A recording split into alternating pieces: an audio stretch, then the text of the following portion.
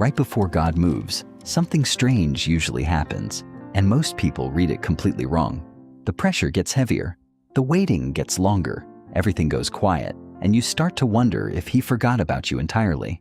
But what if the very things making you feel like nothing is happening are actually the signs that something big is about to? Because in the Bible, God's greatest moves almost never started with fireworks. They started with a season that looked like nothing was working.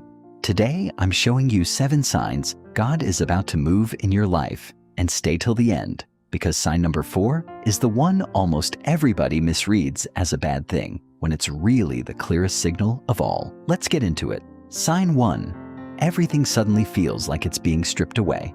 The first sign looks like the opposite of a blessing. Things start falling away. Maybe a friendship you leaned on quietly faded. A door you were counting on closed. A source of comfort you'd relied on for years suddenly dried up.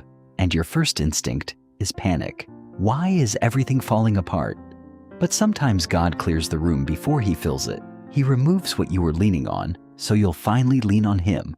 Think of a farmer who lets a field sit empty and bare before planting the real harvest. From the road, it looks abandoned, but underground it's being prepared. Look at the prodigal son in Luke 15. He didn't come to his senses in the palace. He came to it in the pig pen, after everything was stripped away, and he had nothing left to lean on. It was the emptiness that turned him back toward the Father. If things are being pulled out of your hands right now, don't assume God is punishing you. He may just be clearing space for something you don't have room for yet. Sign 2. Your old comforts stop satisfying you. Here's a quieter sign. The things that used to fill you suddenly feel empty. The entertainment that used to numb the day. The habits you used to escape into. The routines that used to feel comfortable. Out of nowhere, none of it hits the same. You feel a restlessness you can't explain, like something's missing even when nothing's technically wrong. Most people misread this as depression or boredom, but often it's holy. God makes the old wells run dry on purpose, so you'll go looking for living water. That's exactly what happened with the woman at the well in John 4.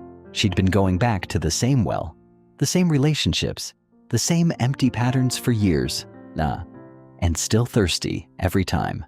Then Jesus told her about water that actually satisfies. When your usual comforts stop working, that emptiness isn't random. It's an invitation to be filled by something that lasts. Sign 3. You feel a pull to pray, more than usual. The third sign is subtle, and it comes from the inside, a growing hunger to pray. You find yourself talking to God more, waking up thinking about him, feeling drawn to the word when before it felt like a chore. And here's what most people miss. That pull didn't start with you. Before God moves for you, he often starts moving in you. And the first thing he stirs is your prayer life. That hunger is the setup for the shift. Look at Nehemiah. Before God used him to rebuild an entire city wall, Nehemiah spent days just weeping and praying over the ruins. The burden to pray came first. The assignment came after. So if lately you can't stop reaching for God, don't brush it off as a random mood.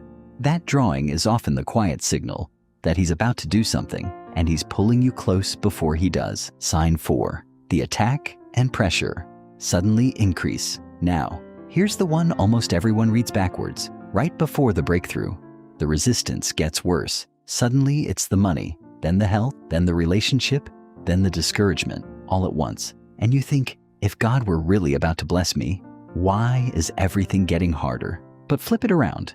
The enemy doesn't waste energy fighting people who aren't going anywhere. The increase in resistance is often proof you're close to something that hell doesn't want you to reach. Pressure isn't always a stop sign. Sometimes it's a sign you're right on the edge. Look at Israel in Exodus. The moment Moses said, "Let my people go," Pharaoh didn't ease up. He doubled their workload and made the bricks harder to make. The pressure spiked right before the deliverance came. So if the attack has intensified lately, don't panic and don't quit. It may be the last push before the door finally opens. If this is landing on you, drop "God, I'm ready" in the comments and subscribe. Because the last 3 signs are the ones that confirm it's almost here. Sign 5. God puts a specific dream or desire in your heart. The 5th sign is a desire that won't leave you alone. An idea, a calling, a picture of something you can't shake, a thing you'd love to do. become, or build, and it keeps coming back no matter how many times you talk yourself out of it. That persistent desire is often God planting the seed before the season. He gives you the dream before he gives you the door, because the dream is what keeps you moving toward it. That's Joseph in Genesis 37. As a teenager, God gave him a dream of a future far bigger than his circumstances, years before any of it came true.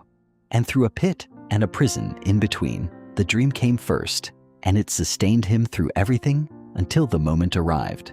If God has put a desire in you that refuses to die, pay attention. He rarely plants a dream. He doesn't intend to grow. Sign 6. Wise people start confirming the same thing. Here's a sign people overlook because it comes through others. The same message keeps finding you. A friend says something that hits too precisely to be random. A sermon lands on the exact thing you've been praying about. A verse shows up 3 times in a week. When God is about to move, he often confirms it through more than one voice, so you'll know it isn't just your imagination.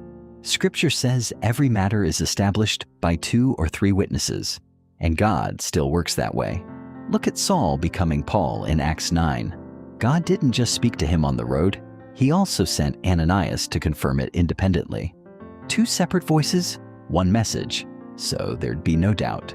So if the same theme keeps circling back to you from different directions, stop calling it coincidence.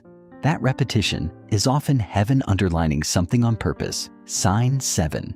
You feel an unexplainable peace in the middle of the storm. And the final sign is the strangest one, peace that makes no sense. The situation hasn't changed. The problem is still there. By every logical measure, you should be panicking. And yet, somehow, you're calm. There's a quiet settledness in your chest you can't explain. That peace isn't denial. It's often the fingerprint of God moving behind the scenes, steadying you, because he already knows how the story ends. Think of Jesus asleep in the boat during the storm in Mark 4. The waves were crashing. The disciples were terrified. And he was resting because he knew who was in control. When God gives you peace before the answer arrives, it's not because the storm isn't real. It's because he's about to speak to it. If you have peace you can't explain right now, don't question it. It may be the surest sign of all that he's already at work. So, there they are. Things stripped away. Old comforts running dry. A pull to pray. Rising pressure. A dream you can't shake. Confirmation through others. And peace in the middle of the storm. If you're seeing even a few of these, take heart. They're not signs he forgot you. They're signs he's about to move. If this encouraged you, drop "God, I'm ready" in the comments, share it with someone who needs the hope, and subscribe. We grow closer to him here every week. Hold on. Your breakthrough may be closer than it looks.